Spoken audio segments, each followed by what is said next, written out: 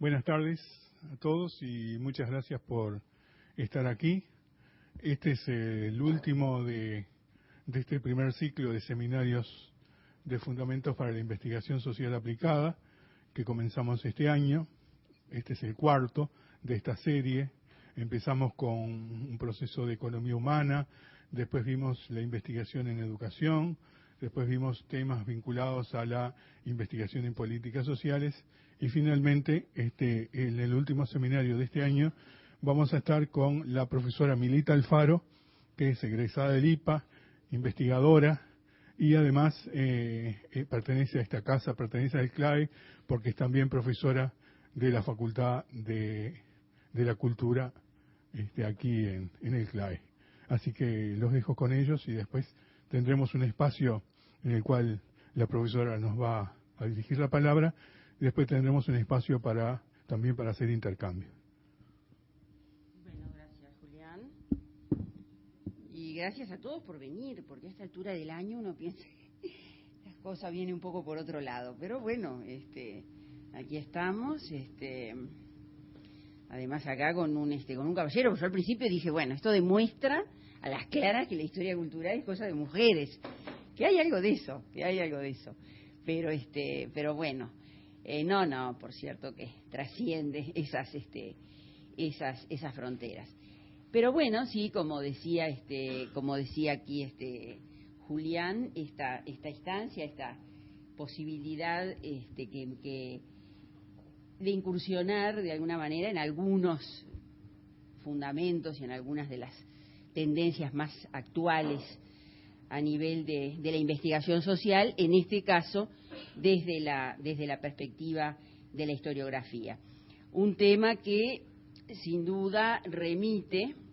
más allá de cuestionamientos, de resistencias y de polémicas, pero que remite básicamente a esa especie de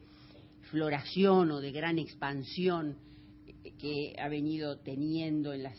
2 o 3 últimas décadas, eso que llamamos historia social, de manera un poco nebulosa, ese gran conglomerado de enfoques, de asuntos, de nuevas formas de aproximación al pasado que hoy englobamos en esa categoría de historia cultural. De acuerdo a la modalidad en que sé que han venido funcionando el seminario y un poco me indicaba Julián, yo había previsto una primera parte más de tipo expositivo, lo que no significa de ninguna manera excluir la posibilidad de participación de ustedes, y después de un breve corte, una segunda parte, donde un poco la iniciativa pase a ustedes y hagamos, digamos, un intercambio colectivo a partir de dudas, de aportes, de críticas, en fin, y de abordaje de pronto de temas que no figuren en mi exposición y que ustedes tengan ganas de traer aquí. Pero bueno, entrando entonces ya en esa primera parte, como les decía, más expositiva, me parece que lo primero que voy a hacer es decir lo que la historia cultural no es. Es decir, bueno, no es muchas cosas, pero bueno, básicamente me interesa poner el acento en algo que de otra manera podría generar ciertas confusiones, ¿verdad? Es decir, y entonces en ese sentido, bueno, distinguir esta historia cultural de esa otra historia quizá no llamada cultural, pero sí sin duda historia de las ideas o historia intelectual, un poco a partir del siglo XVIII, tiene que ver fundamentalmente con la investigación, la reflexión en torno a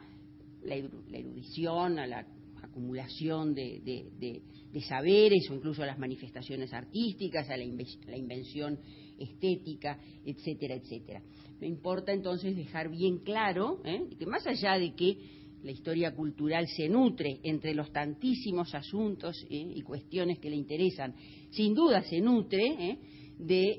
estos contenidos que hacen a una historia de las ideas en sentido clásico. De todas maneras, dejar claro que hoy, cuando hablamos de historia cultural, fundamentalmente a lo que nos estamos refiriendo es una suerte de mirada. Yo diría que la historia cultural es más que nada una mirada, una forma de hacer historia, una determinada manera de interrogar al pasado. Y bueno, yo lo que me propongo es tratar de repasar, aunque sea de manera muy sumaria, bueno, cuáles son algunos de los fundamentos de esa mirada, cuáles son los intereses y las preguntas que nutren esa forma de hacer historia. Algo que seguramente vamos a poder abordar de manera muy fragmentaria, pero bueno, sí, repasar algunas de las principales categorías a las que se apela en esta relectura del pasado desde una perspectiva de historia cultural. Y quizá convenga de pronto empezar contextualizando esa mirada, inscribiéndola de alguna manera en la agenda actual del análisis social. Como ustedes, obviamente, como todos sabemos, las formas en que una sociedad se relaciona y se comunica con su pasado varían, obviamente, con el tiempo. Y de alguna manera, es decir, esta irrupción y esta expansión de la historia cultural confirma claramente, digamos, ese presupuesto, porque de alguna forma es preciso ubicar para entender justamente, es decir, ese crecimiento y ese interés, esa preocupación actual por los enfoques por los que transita la historia cultural, evidentemente es preciso ubicar todo ese fenómeno dentro de lo que ha dado en llamarse el giro cultural de nuestro tiempo. En este sentido, sigo casi literalmente al historiador inglés Peter Berg, un nombre que está claramente muy íntimamente asociado a todos estos enfoques. Y bueno, justamente Berg plantea hasta qué punto muchas de las innovaciones que hoy pueden detectarse a nivel del análisis social, muchos de los cambios operados a nivel de paradigma teórico en materia de ciencias sociales, bueno, se inscriben muy claramente dentro de ese giro cultural característico de estos tiempos y que fundamentalmente tiene que ver con la redefinición del papel asignado a la cultura en la investigación y en la reflexión contemporáneas. O sea, entonces, es decir, una historia cultural que tiene que ver también muy claramente con un fenómeno que viene también registrándose en las últimas décadas y que podríamos definir como una suerte de desmoronamiento de los grandes modelos explicativos característicos de la modernidad. Estoy pensando fundamentalmente en el materialismo histórico, en el funcionalismo, en el estructuralismo, que de alguna manera entran en crisis en los últimos años, lo cual supone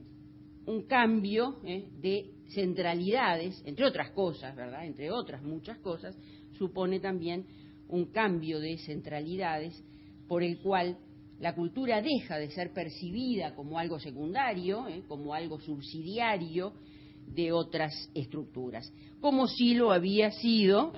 dentro de esos relatos o algunos de esos grandes modelos explicativos a los que referíamos antes. En este sentido, bueno, es en contraste, por ejemplo, con el materialismo histórico, por lo menos en su versión, digamos, más ortodoxa o incluso más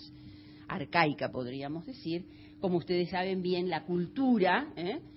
identificada proverbialmente con aquello que se definía o se identificaba como la superestructura, bueno, la cultura era concebida como una suerte de epifenómeno o de reflejo de la infraestructura económica. En contraste justamente con esas visiones, dentro de los nuevos marcos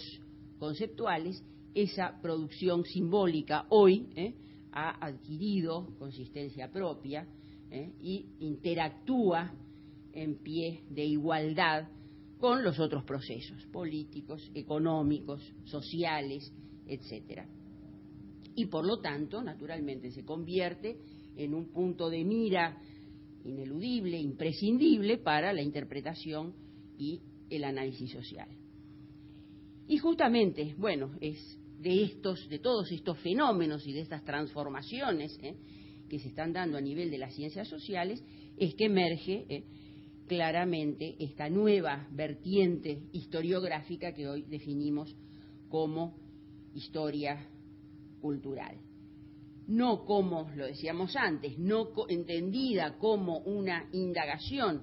en torno al pensamiento o en torno a la producción artística, sino fundamentalmente entendida como exploración y reflexión en torno a las prácticas sociales. Y a esas prácticas sociales, además, en cruce con otras dos categorías fundamentales, como son los discursos y las representaciones. En esa triple articulación entre prácticas, discursos y representaciones, radicaría, en términos generales, de alguna manera, la esencia, el eje central de la historia cultural. Lo cual significa un proceso, es decir, de renovación muy fuerte, ¿verdad? Porque supone remitir a enfoques muy distantes de aquellos enfoques estructurales y de clase que a lo largo del siglo XX y fundamentalmente en el entorno de mediados del siglo XX habían dado lugar a una historia social, ¿verdad?, que ocupó en esos momentos de alguna manera el centro de la escena y que se caracterizó justamente por ser una historia totalizadora, generalizadora, homogeneizante, una historia poco atenta, deliberadamente, poco atenta a lo subjetivo, a lo particular, a lo singular, porque no consideraba que estuvieran allí las claves para entender justamente los procesos históricos, y una historia social que justamente, es decir, en función de su forma de abordar el pasado, resultó como muy apegada a lo cuantitativo, es decir, a las series estadísticas, a todos aquellos datos o realidades del pasado aptas de ser contabilizadas, ¿verdad?, expresadas en números. Es un poco el auge de la historia serial de los años 60, de los años 70, que además significaba nada menos que la panacea como ciencia, finalmente la historia convertida en una ciencia, en función justamente de esa suerte de ilusión cientificista que dan los números, ¿verdad?, las cifras, los cuadros, las gráficas, uno se siente pisando justamente, finalmente, en el terreno de la ciencia. Eso es, de alguna manera, lo que la historia cultural viene a transformar, a cambiar, a cuestionar, desde miradas y desde enfoques que en muchos sentidos se ubican en las antípodas, ¿verdad?, de esa visión. Una historia cultural que obviamente es el resultado de un largo proceso, es decir, los cambios que de alguna manera derivan en esto que hoy más o menos, es decir, empieza, digamos, a consolidarse como una nueva corriente historiográfica, es decir, ya con una consistencia, ¿verdad?, significativa, es por supuesto el resultado de un proceso, de una acumulación de cambios, dentro de los cuales podríamos mencionar diferentes momentos, hitos, es decir, puntos de inflexión que hacen justamente a esa transformación, pero dentro de los cuales, bueno, hay uno que es como imposible, ¿verdad?, de no traer a colación, como es esa verdadera revolución historiográfica que promueve la historiografía francesa en la década del 60, a partir de eso que se llamó la historia de las mentalidades. verdadera revolución historiográfica, sobre todo en muchos aspectos y también a nivel de marco teórico, de postulados conceptuales y todo lo demás, pero que además se traduce sobre todo en esa categórica ampliación del horizonte del historiador en materia de temas, ¿verdad? Es decir, cómo la historia de las mentalidades abre justamente la mirada del historiador a temas que hasta entonces habían permanecido ignorados o minimizados a nivel de otras miradas. Es justamente la irrupción como temas como el de la familia, la sexualidad, la muerte, la delincuencia, la fiesta, la locura, etcétera, etcétera, la historización de todos estos temas hasta entonces ignorados o postergados por las visiones más tradicionales a nivel historiográfico. Por eso es que corresponde, por eso, además de por otras razones, pero también por eso corresponde hablar de la historia de las mentalidades como un cambio realmente revolucionario. A pesar de lo cual, esa categoría de mentalidad, si la miramos desde la perspectiva de hoy y de esta nueva historia cultural, esa categoría de mentalidad todavía da cuenta de un concepto homogeneizante de los procesos sociales. Justamente, una de las grandes preocupaciones de la historia de las mentalidades pasa precisamente por borrar las diferencias, porque de lo que se trata es de establecer aquellas categorías intelectuales o afectivas compartidas por todos los miembros de una misma época. Es ya clásica esa definición de mentalidad que tantas veces se ha repetido como aquello que un individuo tiene en común con todos sus contemporáneos. O sea, entonces, un concepto de mentalidad como lo colectivo, lo involuntario, lo inconsciente, lo impersonal de los pensamientos comunes a toda una época o a toda una sociedad. Lo cual explica también el nexo muy fuerte que unió la historia de las mentalidades con la historia cuantitativa. La historia de las mentalidades generalmente se hizo justamente en clave serial, en clave cuantitativa,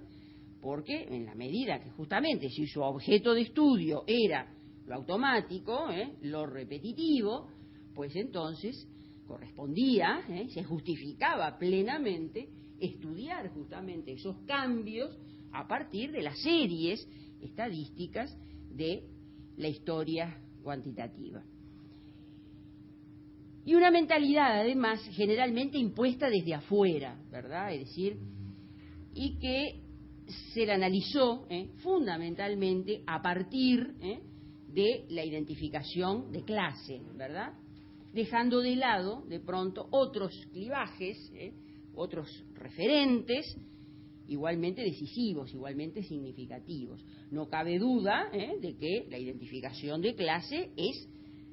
un ingrediente clave, ¿verdad?, en la autoidentificación de cada uno. Sin embargo, obviamente no es el único, no es lo mismo